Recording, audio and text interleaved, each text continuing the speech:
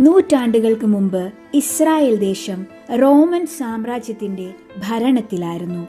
ജനങ്ങൾ കഷ്ടതകളിലും ഭയത്തിലും ജീവിച്ചു. നികുതികളും അനീതിയും അവരുടെ ജീവിതം കഠിനമാക്കി. എന്നാൽ അവരുടെ മനസ്സിൽ ഒരു പ്രതീക്ഷയുണ്ടായിരുന്നു. കാരണം പഴയകാല പ്രവാചകന്മാർ ഒരു വാഗ്ദാനം പറഞ്ഞിരുന്നു. ഒരു ദിവസം ദൈവം ഒരു രക്ഷകനെ അയക്കും.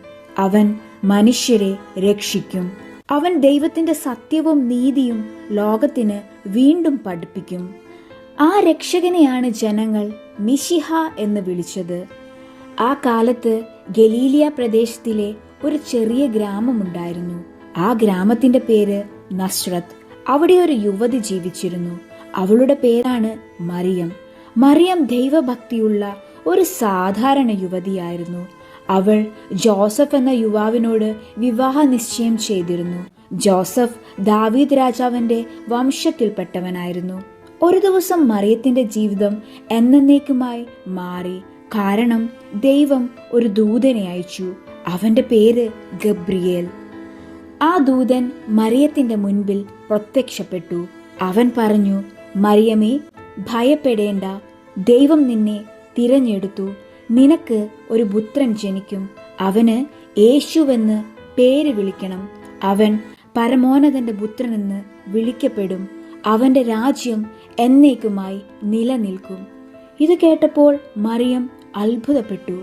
അവൾ ദൂതനോട് ചോദിച്ചു, ഇത് എങ്ങനെ സംഭവിക്കും? ഞാൻ ഇതുവരെ വിവാഹിതയായിട്ടില്ല. ഒരു പുരുഷനെ ഞാൻ അറിഞ്ഞിട്ടില്ല. അപ്പോൾ ദൂതൻ പറഞ്ഞു, പരിശുദ്ധാത്മാവ് നിനക്കുമേൽ വരും. അത് ദൈവത്തിന്റെ ആത്മാവാണ്. ദൈവത്തിന്റെ ശക്തി നിന്നെ മൂടും.